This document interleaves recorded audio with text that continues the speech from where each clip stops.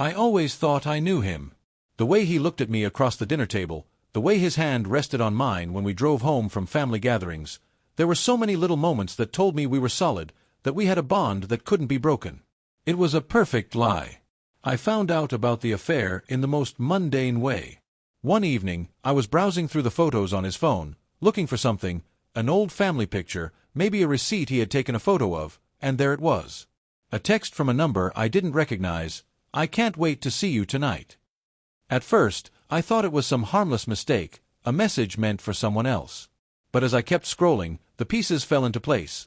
Late nights at the office, unexplained absences, the smell of someone else's perfume lingering on his shirt. All of it became clear. I couldn't breathe, couldn't think. The weight of that truth settled deep in my chest. I'm not one to confront things head-on. I never was. I had always been the quiet one, the one who kept everything in, who made the world around her perfect even if it wasn't. So when I found out, I did nothing immediately. Instead, I watched. I let him go about his life, still carrying on as if nothing had changed. I told myself I would wait. I would wait until I was ready, ready to strike, ready to plan. I would not let my heart make the first move. I would let my mind guide me. And that's exactly what I did. It wasn't just about the betrayal.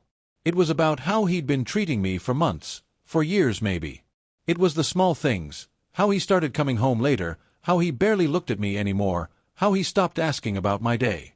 I used to joke about his workaholic tendencies, but now I could see they were just excuses. But I wasn't going to confront him with the truth just yet. No, I had a different plan. I'd wait for the right moment. He worked in finance. He was a director at a reputable firm, his name carrying weight in the industry. I didn't have to do much digging to realize that the company he worked for had a very strict no-tolerance policy when it came to ethics.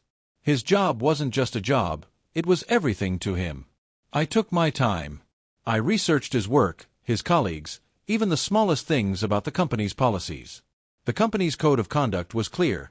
Any inappropriate behavior outside of work, any hint of dishonesty, could be grounds for termination. I knew this wasn't just about revenge. This was about balance. I had to tip the scale back in my favor, to reclaim some of the control he had stolen from me. One morning, I casually mentioned to a friend that I thought I had seen a document on his phone. I didn't say it outright, but I dropped enough hints to make them curious. It didn't take long before rumors began circulating, and within weeks, whispers of possible misconduct made their way up the chain. The company's internal investigators had no choice but to launch an inquiry. He had no idea. I watched him, calm and unaware, as he spiraled into panic when he learned the news. He tried to cover his tracks, of course. He tried to be the man he thought I still saw in him, but I could see through it all. The way his eyes darted nervously when I asked him about his day, how he began to avoid certain topics, how he was suddenly so busy at work, he thought I didn't know. But I knew.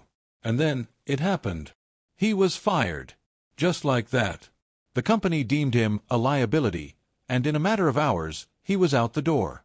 He tried to come home and explain, but there was no need.